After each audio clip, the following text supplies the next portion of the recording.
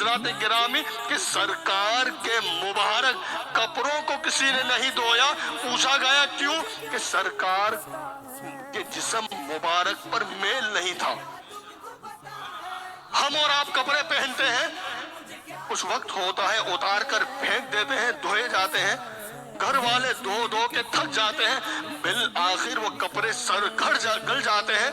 मगर मेरे नबी सल्लल्लाहु अलैहि वसल्लम जो भी कपड़ा मुबारक पहनते थे तो कभी भी जो कपड़ा सरकार के जिस्म के साथ मस हो जाता था वो इतना मुबारक हो जाता था, इतना मुबारक हो जाता था कि किसी सहाबी ने या सहाबियात ने उसे धोने की जरूरत नहीं की।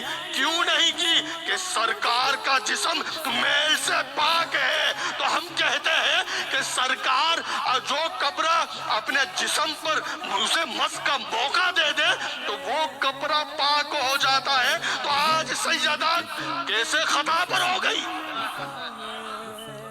कैसे खता पर हम कहें कि सैयदा खता पर थी? और फिर ये कहना कि इज्तिहादी, जरा होश के नाखून लीजिए। और जो फिर उनका दिफा करे उनसे ये कहा जाए कि ये तमीज के दायरे में नहीं रहते। कल तक जो शख्स सहाबा का दिफा कर रहा था, हजरत अमीर मुआविया का दिफा किसने किया? उसी शख्स ने किया, उसी हस्ती ने किया कि जो आज अहले बैत का दिफा कर रहा है।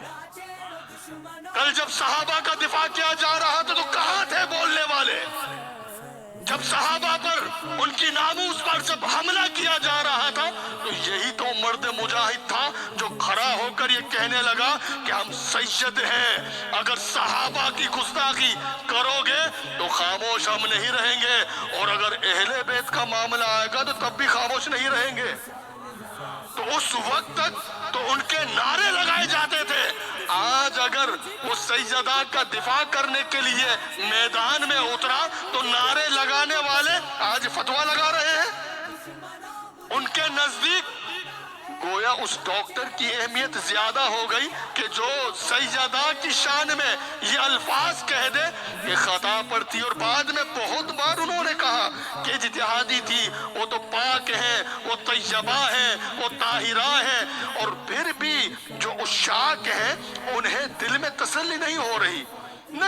हमने कहा कि सैयदा का मकाम ऐसा है कि अगर एक बार कोई उनकी शान में तौहीन कर दे तो रब ताला तौबा की तौफीक भी नहीं देता, नहीं मिलती तौबा की तौफीक। और ये बात मैं इस वजह से कह रहा हूं कि अल्हम्दुलिल्लाह हम भी सादात हैं।